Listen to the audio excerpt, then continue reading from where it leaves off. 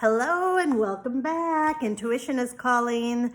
So let's get into it. Machine talk. What is machine talk? Do machines talk? Well, I'm visiting with all you right now. You're receiving the information right now. Are we in the same space? Is your physical body in the same space that my physical body is in? Or are we communicating via technology, via machines? That's an easy concept to understand, right? Because technology is like common. It's so normal in our reality. We see people driving, right? They're driving in their car and they're talking, they're gesturing, but no one else is in the car. They're having a conversation, or are they? Maybe we could say that conversation's not real. It's not valid. I didn't see another human in that car with them. So we really want to start to question, what is communication? What have we defined communication? And is that the most truthful definition we could give it? Would it serve us to broaden or question some of our beliefs about communication? So if humans have the ability to communicate without another physical body in the car, or maybe someone's going for a walk and they're talking and they're gesturing and they're just talking, but we don't see anybody else on the walk with them, can that person be having a conversation, a connection with someone else? And we know, of course, the answer is yes. They can have a person in their ear talking to them, but we don't see that person. So we want to question, just because we can't see the being that you're communicating with, or maybe because we don't understand how the communication happens, we want to start to question, does that make the conversation or the connection null and void? Does that delete the conversation because somebody doesn't understand it? So if somebody had never been raised with technology, didn't know anything about smartphones and Bluetooth, and they got teleported to your area and they saw someone in a car talking, somebody on a walk talking, could they say, you didn't talk to anyone, that wasn't real, that's not true, I don't believe you, you never had a conversation? Sure, they can say whatever they want. We can all say whatever we want, right? But does that make it valid? Does that make it accurate? So just because we don't understand something, do we dismiss it as not real? That's the question. It's a really good question, isn't it? I love that question.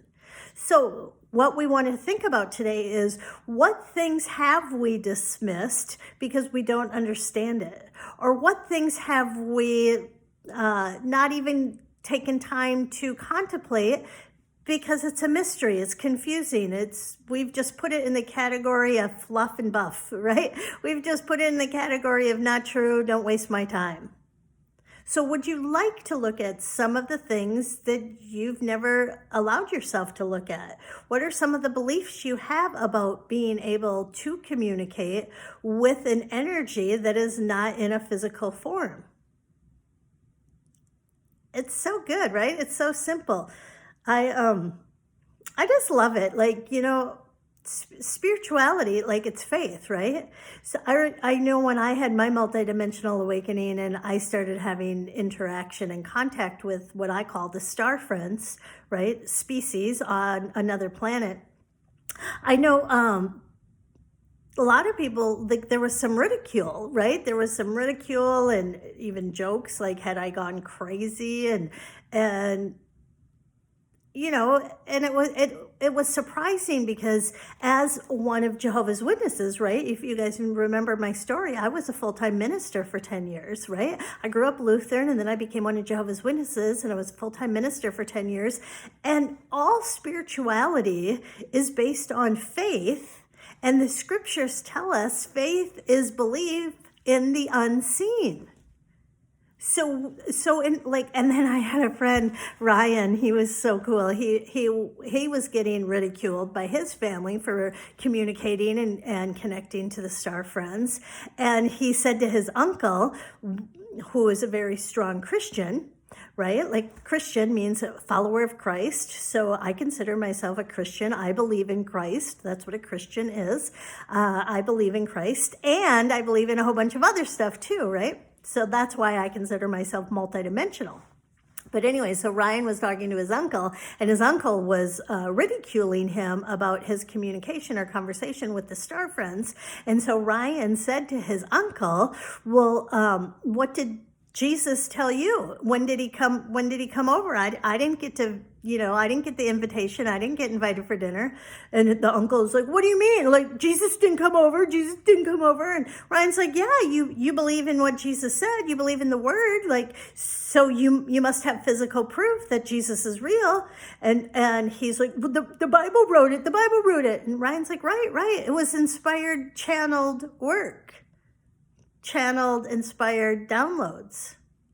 And he's like, can't other people have inspired downloads with unseen consciousnesses or intelligence? Like, and I thought like, oh, that was so good, Ryan, because like, no, first of all, I don't believe anyone should get ridiculed for what their beliefs or their curiosity. Maybe you don't believe it, but you're just curious and you're inquisitive and you're researching information to decide what you want to believe. And I just don't believe any of us should be shamed or ridiculed for what we're drawn to, what we feel called to. And so I thought Ryan did a really nice job of saying, how many people have had Jesus over, right? And this is not any disrespect. I don't mean to be any disrespectful, but if you can have blind faith in a book of works called the Bible or the stories in the Bible, then is it possible to also have blind faith in other concepts, in other frequencies, other consciousnesses, other beings, right? So that's just something to consider. And and it is really fun when you start the deep reflective work of like, well, what do I believe and why do I believe this? As one of Jehovah's Witnesses, we were trained how to be ministers because it was our goal to go spread the good news of the kingdom in the door-to-door ministry work. And we never knew who was going to answer that door. So we prepared. So if it was a Catholic, if it was a Pentecostal, if it was a Mormon, we were prepared that whoever answered the door, we had what they call conversation stoppers, which meant we could stop the conversation and direct it where we wanted to go by being intelligent about what their beliefs were. Because, right, the best way to communicate with someone is to understand what their beliefs are. So then you can debate it, might not be the right word, but you can guide it elsewhere. And that's what we were taught to do. But one of the conversation stoppers that I really, really liked is, if you were born in a different country, so let's pretend you're Lutheran, right? I was raised Lutheran. If I had been born in India, what are the chances and the probability that I would be Lutheran? So then that leads us to the next question is, did I choose being a Lutheran, or was being a Lutheran passed down to me? Did my parents gift me their beliefs? And if I haven't stopped and educated myself, why am I a Lutheran? Why am I a Christian? Why do I believe what I do? But I just blindly believe it. And someone says, why? Why have you made that choice? Not to argue with me, but just explain to me, why does that religion call to you? Why does that belief call to you? And if my only answer is, well, it's because what my parents do. It's what everybody on my block does. It's what everybody in my school does, right? And it really starts that reflection to happen, because your beliefs, your choice. Your beliefs, your choice. And it's okay that you've been influenced by people that love you and they projected what they believe because they wanted to assist and support you. That's great. But at a certain point, are your beliefs still somebody else's beliefs? Are you still wearing the clothes that your parents put on you?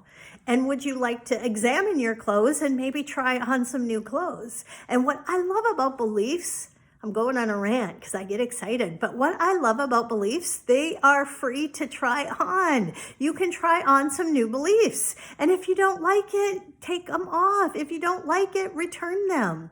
But you don't know, you don't know what some of these other beliefs are. You don't know what some of these other point of views are unless you look at it. And how does it feel? Is it something that you're interested in? Do you want to learn more? Do you want to question it? Do you want to hear the opposite side of somebody who doesn't believe whatever. Like people who don't believe in, I believe in multidimensionality. People who don't believe in multidimensionality, I love to know, why don't you? Tell me about your beliefs. Tell me about why this concept doesn't resonate for you, right? There's just so many choices. So examining your beliefs, are there any beliefs that you're holding that perhaps no longer serve you? Or are there any beliefs you would like to question?